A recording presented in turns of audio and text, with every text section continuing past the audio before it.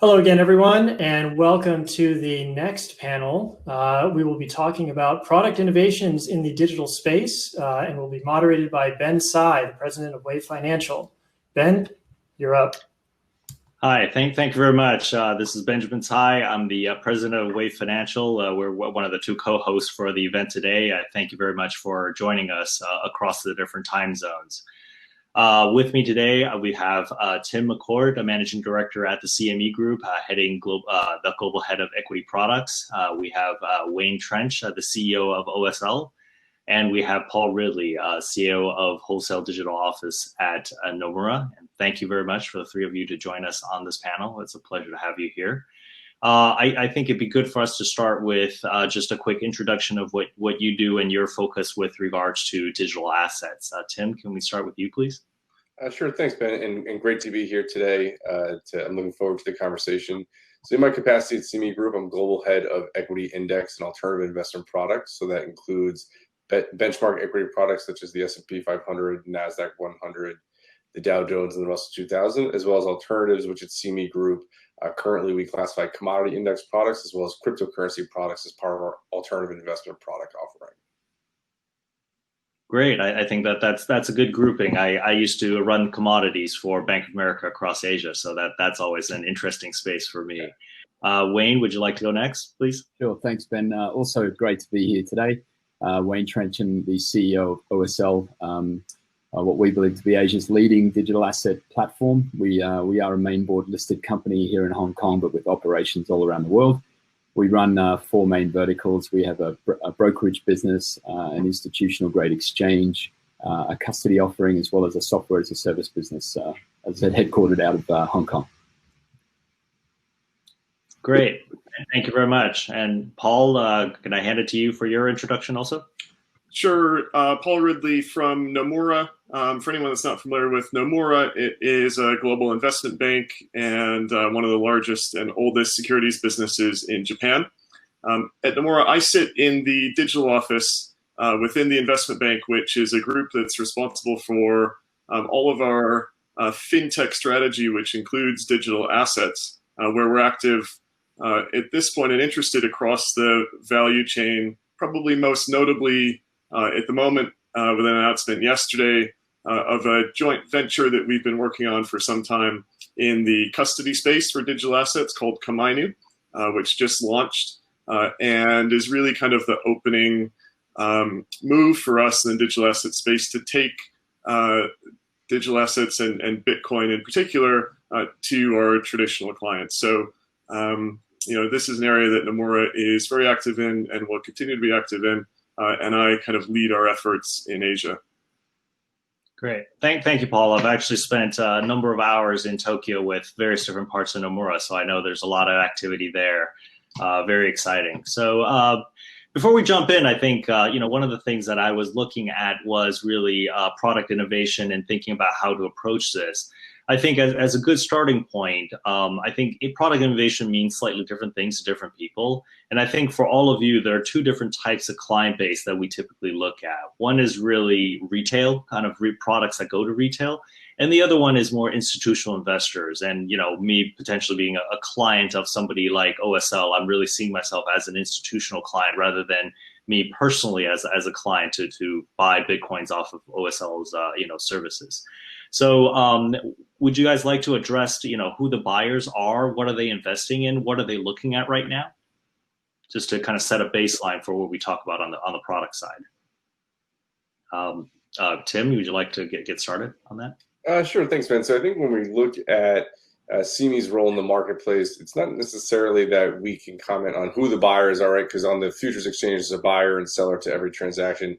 But I think we've certainly seen some positive trends with respect to the customer segments being fairly balanced across both the sophisticated active individual trader, as you talked about, as well as institutions. And I think when talking about institutions, it's also important to note that we both mean traditional institutions, in terms of hedge funds, asset managers, but there's also plenty of institutions that are more native in the crypto space. So I think when talking about the institutional adoption, we also have to be mindful that it's probably not the traditional definition of an institutional investor. But I think the other thing to comment in terms of who we're seeing participate in the market, what's really been great to see in the development of the futures and the options on futures at CME Group is that participation is fairly balanced geographically as well. When we look at country of origin of the order in terms of where that order sender is domiciled or time of day, it's roughly split 50-50 from both a US trading hour perspective as well as a US regular trading hour perspective. So to have that almost 50, that equal split of 50-50 between US and non-US is certainly a great development for the crypto market, and also a fairly, it's an anomaly with respect to CME to have that almost equal participation both inside and outside the US, where other products, for example, in equities, is closer to 25% on average. So I think that's also great, not only the who, but where that flow is coming from, I think is of note as well. Great. Wayne, would you like to comment on that? I know you guys service probably both pools, and you've also been expanding globally on this. Yeah, so I guess picking up on the point that Tim made there with outsized participation from Asia or participants outside of the US, certainly I gives credence to the notion that Asia plays a massive role in the existing crypto digital asset ecosystem. We've been in this space for by crypto standards for the equivalent of decades, I guess, and we've really seen an evolution of the customer base geographically. In fact, we've seen kind of the other side of it, Tim, in some ways, where more and more of our own business is starting to emanate out of the US and Europe and so on. But with a really strong presence in Asia, where the bulk of liquidity still currently sits today, we see an outsized proportion of our flows come from this part of the world. But as far as the types of investors, it's been a really amazing evolution in many ways. From the early stage where it was very tech savvy, early adopters who were lucky enough to get long Bitcoin in single digit dollars, to where we sit today, where if I look at our onboarding, if you think about 3 years ago, we were probably spending 80% of our time onboarding individuals, albeit more high net worth in nature. We're now spending probably 90% of our time onboarding corporates, family offices, private banks, crypto funds, traditional funds, and so on. So a significant shift towards the direction that we've certainly set ourselves up for, which is really servicing that far more institutional segment of the market. And just really pleasing to see that evolution take place the way it has. That's great. Yeah, I totally agree on the fact that things move very quickly. I've seen really product innovation and evolution over the past year and a half. That would probably take a decade in the traditional space, and I have spent that decade in the traditional space, and it does move in a very different pace. Paul, would you like to comment, as you're still in a mostly traditional firm? Yeah, sure. Yeah, so I guess further to what other people have said, I think that early on in the digital asset space, a lot of the product innovation was around solving problems that would help individual investors get into digital assets. Most of those kind of fiat on-ramps, for example, entry products, exchanges, and so on already exist. But what we're starting to see now really accelerate is the innovation that allows traditional institutions like ourselves and our clients get into the space. And so, what that has kind of opened up is really the first wave of early adopting institutions, which are the same ones that are early adopters of other asset classes. So the more forward-looking hedge funds who are trading a small kind of 2 to 5% side pocket portfolio in obscure commodities, for example, are coming into digital assets or expressing an interest. Some of the family offices that have a new generation that is just starting to exert some influence on an investment committee are coming in and saying, hey, how are we not invested in Bitcoin? I can't go on Bloomberg without seeing articles on that. Let's get involved. That's what we're seeing a lot of now, and increasingly so. Less so the traditional institutions who might be endowments and foundations and pensions, who are the last to adopt everything. Don't see them coming in at all. But eventually the innovation that we are seeing will get to their doorstep as well. Yeah, I'm a little disappointed to hear that, but basically with a lot of the endowments, I think they do have the capacity to try some of these things. They have a long timeline, and they are able to take the type of risk for this. I would love for them to jump in and do more. I used to do alternatives with them. They invest in all sorts of stuff. It's not like they're shy. So it's a disappointment they haven't jump headfirst into this. So. Just to kind of drill in a little bit more on the institutional side, I think one of the big concepts right now that is kind of in development is prime brokerage, and the idea of having prime brokerage within, the new cryptocurrency asset class. We're now seeing Coinbase buying Tagomi. We're seeing, Genesis buying Volt in Europe, and I think everybody's trying to put pieces together to try to get to a prime brokerage perspective. I'm just curious as to what your views on that, and do you find that to be a product innovation for the institutional clients? We'll start with Wayne. I think Wayne has the most pieces on this board for this conversation. Yeah, sure. Look, prime is certainly the latest buzzword in crypto circles, but I think for us it was a journey that we started probably close to 3.5 years ago. Most of our team, or a lot of our team, come out of traditional financial institutions and are very aware and familiar with what having a robust prime offering can offer to customers. It makes accessing markets easier. It offers investors a much more efficient way to deploy capital. And also, I guess in the current state of the crypto ecosystem, offers a way for the more institutional investors to reduce their risk profile as far as counterparty risk goes, but even technology risk, like a lot of the venues that are currently traded on in the market. Obviously, a lot remain unregulated, but also from a technology perspective, there may be issues or changes that are hard for a more institutional-sized firm to consume and move with. So a prime offering helps alleviate all of those things. It's also a good business to be in. As far as traditional investment banks go, the prime part of the business is certainly one of the more profitable parts of certainly the businesses I've been involved in the past.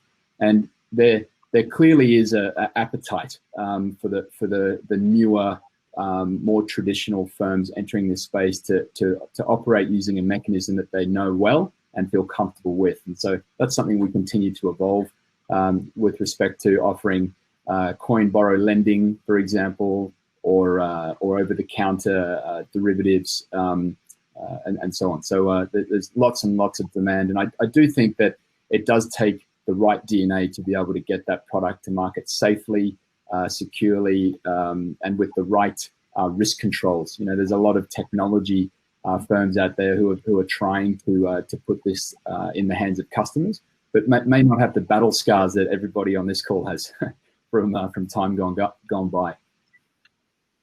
Yeah, so we offer treasury services and wealth management services to institutionals and high net worth, and we would love to have a proper prime brokerage on the back end to support us. So certainly I'm very excited to see all the progress that a lot of the firms have made, and we certainly work with OSL, we work with other firms.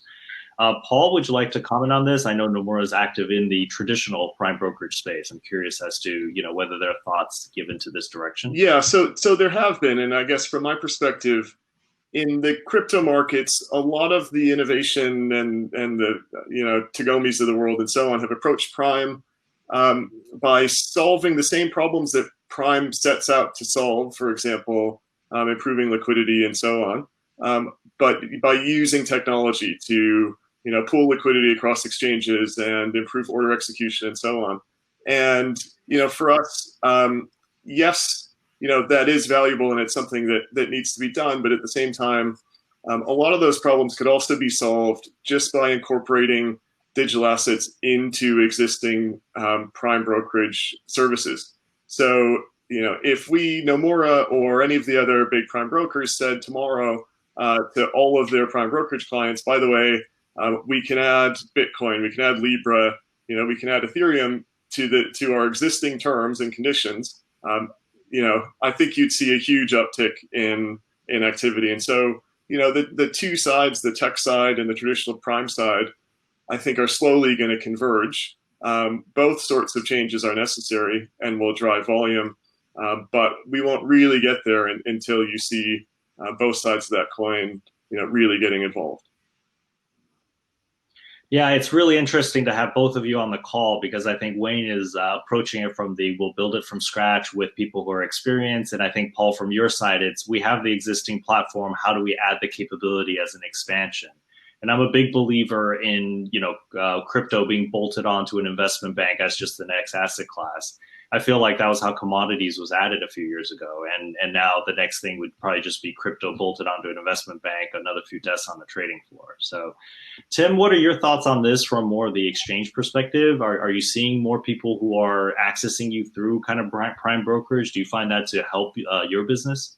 Well, I think in general, I've said in some other conferences and things as well, I think the advent of prime services or prime brokerage in crypto will certainly be a catalytic event. I think the idea of even the way we designed our contract at CME Group is the more we can make these products plug and play with those type of transactional services or the transactional handshakes that customers and participants are already familiar with, that will only make it easier, more approachable, and eventually even more successful. So I think that's what's really important to note here is that this continued evolution is making the market a more and more robust ecosystem. This is not necessarily just about the spot trading of crypto or the mining of crypto. You're having, from CME's perspective, the advent of robust futures and options markets on Bitcoin, as well as some additional reference rates on Ether. When we look at this, it's really the idea of an OTC market for derivatives, alongside a listed derivatives market, alongside the borrow lending market that Wayne was talking about. These are all central tenets of a highly efficient, symbiotic, and interrelated ecosystem. And I think that's what people are looking for in terms of that next wave of adoption, or where we get that next, kind of those people who are watching from the institutional space, but not necessarily entering yet. I think that will go a long way. Especially when we're looking at something like Prime. And that's what we've seen at CME Group. When we have our Bitcoin future at CME Group is financially settled to the Bitcoin reference rate. It plugs and plays in our systems and our clearing member systems and the trading systems the same way an S&P 500 index future does. So making it easy for people to get involved has certainly been, I think, a central tenet to the success to date, and will certainly be, I think, a driving force for the innovation to come in the next months and years. That's great. Thank you for that. I think that's a great overview. Oh, Tim. Oh, okay. So there's a slight time delay on your video versus your audio. Yeah. So just kind of switching gears a little bit. If we look at more of the retail side, at the end user of our products and so forth. I think one discussion that we were having was how much education we should have and what type of products we're able to provide. Can we kind of get into a little bit more about that? What are you seeing as innovative products are coming to the market that can potentially be consumed by retail? Wayne, should we start with you again? Yeah, sure. I mean, we generally don't service what we would call the retail end of the market, right? Like the individuals that we service would be sort of accredited investor sort of status in general terms. But look, there's been a real uplift in product innovation over the last couple of years. And the interesting thing though for us is that it's a playbook that we kind of understand well, right? It's we're following in many ways what we're all familiar with in traditional asset classes, and the types of products that the traditional hedge funds require are now starting to come to market. I do think one of the big changes, though, is that there's been a real changing of the guard begin to take place. Whereas, we started with, and there remains to be numerous unregulated markets that provide leverage swap products or futures and so on. We're seeing a general shift towards more institutional platforms, more institutional players like ourselves, like CME, Nomura, and so on. Like, I think the options growth, Tim, correct me if I'm wrong, but it's 10x or more in pretty short order. The futures open interest is significantly higher. I think we too are seeing that, right? With our own growth in volumes across the platform, largely on the back of a very institutional strategy. As far as the products themselves, we've had we're now seeing structured products gather a lot more interest and swaps. In addition to the coin borrow lending that I mentioned before. You, as Tim rightly pointed out before, you require all of those sorts of products for an efficient marketplace, in our view, particularly for sophisticated investors to get involved. And it's another point of friction that is removed to allow them to sort of get involved in the space. We have to remember, right, that a lot of the IMs for these traditional hedge funds don't allow them to be more than X% long or short or any direction, or maintain naked positions long or short. So the advent of the CME futures, which as Tim has pointed out, has been put together in a way that's easy for the traditional participants to consume. It looks and feels like what they're used to, has really helped that. And I think the way that applies for us is similar in the over-the-counter products. It's not strange or unusual the way they're structured. We have an ISDA-like sort of a set of terms and conditions that people are comfortable with and understand. And then even from a technology perspective, right, people need to be able to connect into these products using FIX, for example, or co-location. And we need to have things like transaction monitoring and market surveillance to be able to engage with these more traditional and institutional participants. So I think there's innovation on the actual product side, but there's also been innovation in the infrastructure uplift to allow the more material participants to enter and participate in the space. Great.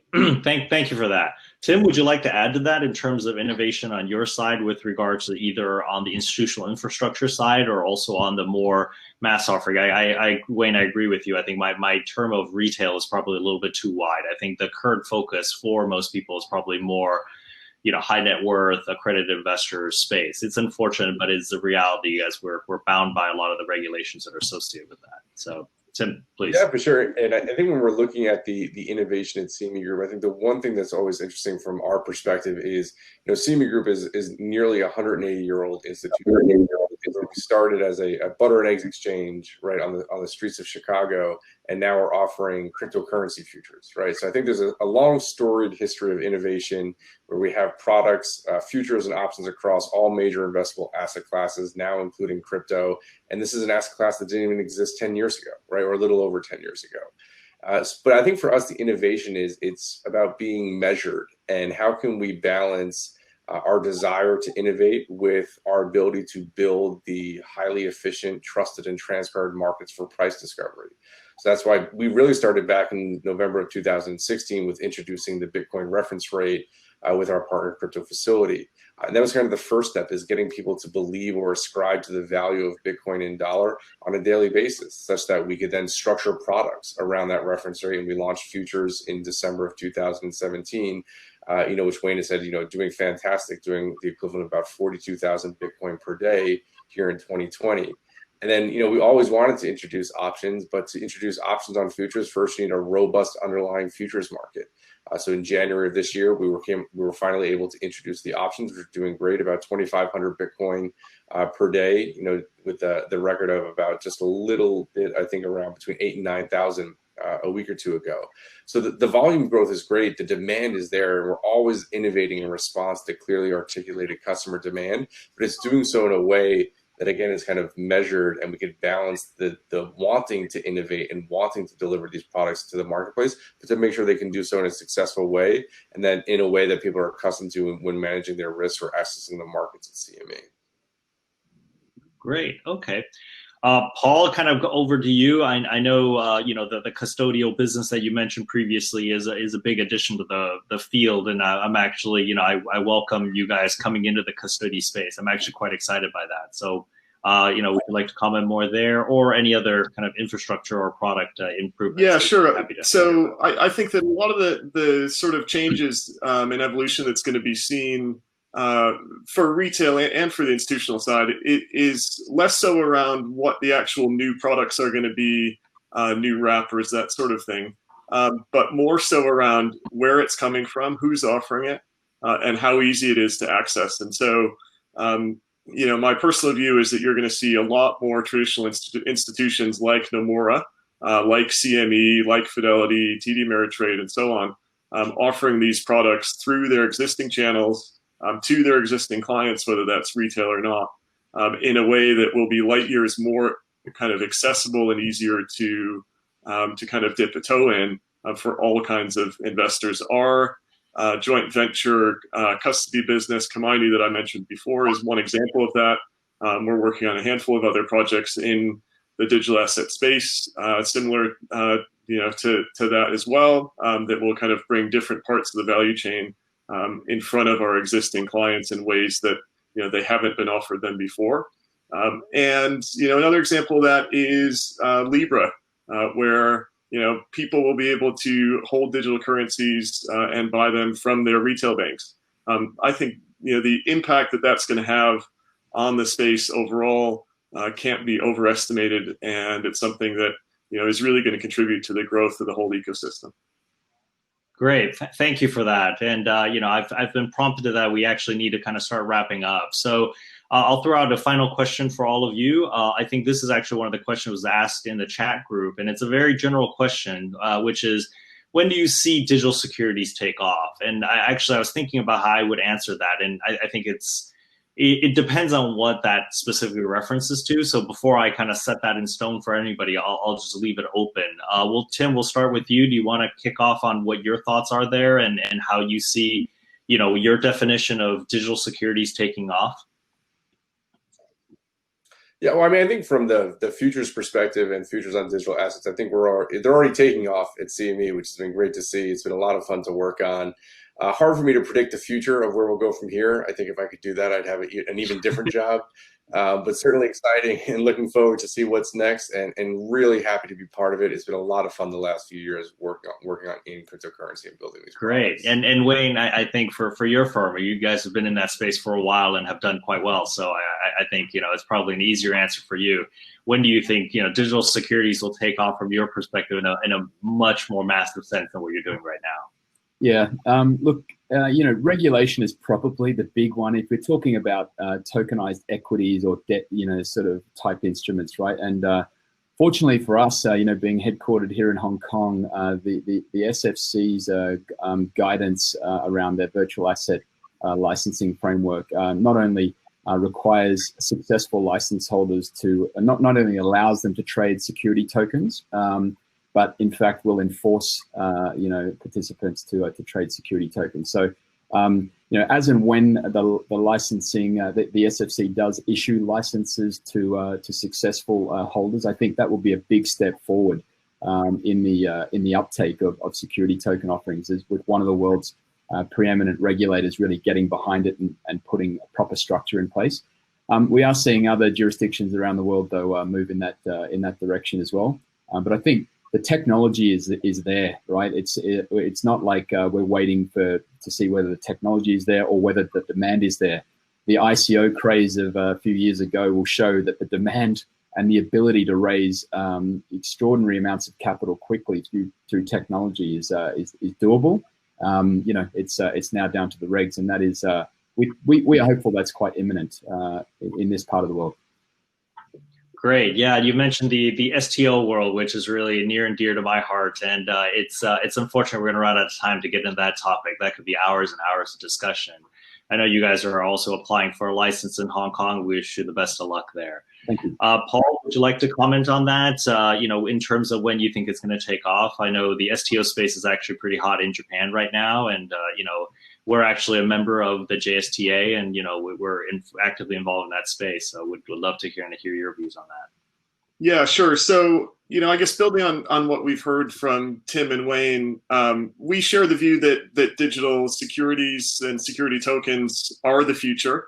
They will arrive and they will replace traditional securities, such as sort of we've traded them over the last 100 years. With that said, there are a lot of pieces that need to be put in place before that's going to be possible at scale. Certainly you need the technology. I think a lot of the technology is pretty far along at this point, or at least far enough along to get out of the gate. You need the regulatory environment, which is probably not quite there completely, but moving in the right direction. You need the banks and traditional issuers to be able to offer digital securities at scale. Ultimately, for me, I think that these products can't really take off until you have a big global bank say, actually, if you want to be part of this next bond offering, it's going to be digital. That's the way it's going to be issued, and here's how you can do it. Take it or leave it. At that point, I think that the tide starts to turn, but you can't really take that first step until every step along the value chain is sorted out. And unfortunately, that does take quite a while. I think that we're probably 5 to 10 years from the beginning of that wave, and I think we'll see how it goes from there. With that said, as we know from watching crypto for a number of years, the tide can turn very quickly, and that's what we're preparing for now.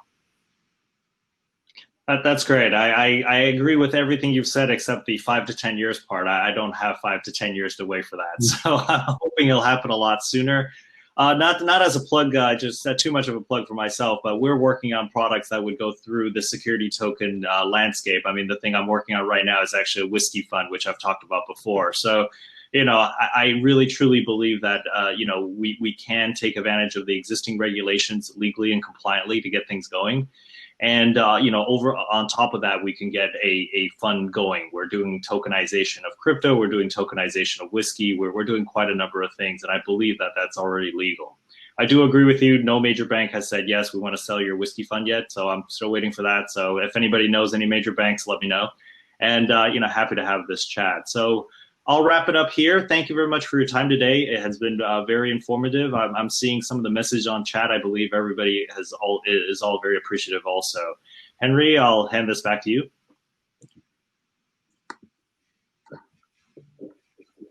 Great. Fantastic panel. Thank you so much for your insights. Thank you so much for being here. As you guys have noted, these are incredibly important tools for the maturation of this space. And as Ben told you, you all have your marching orders. We're not going to wait 5 or 10 years. It needs to be now. So go off and please give us the tools we need. And thank you so much. We will have about 5 minutes until our next event, which will be a fireside chat with Dave Olson of Jump Trading. So we will see you then. Thank you.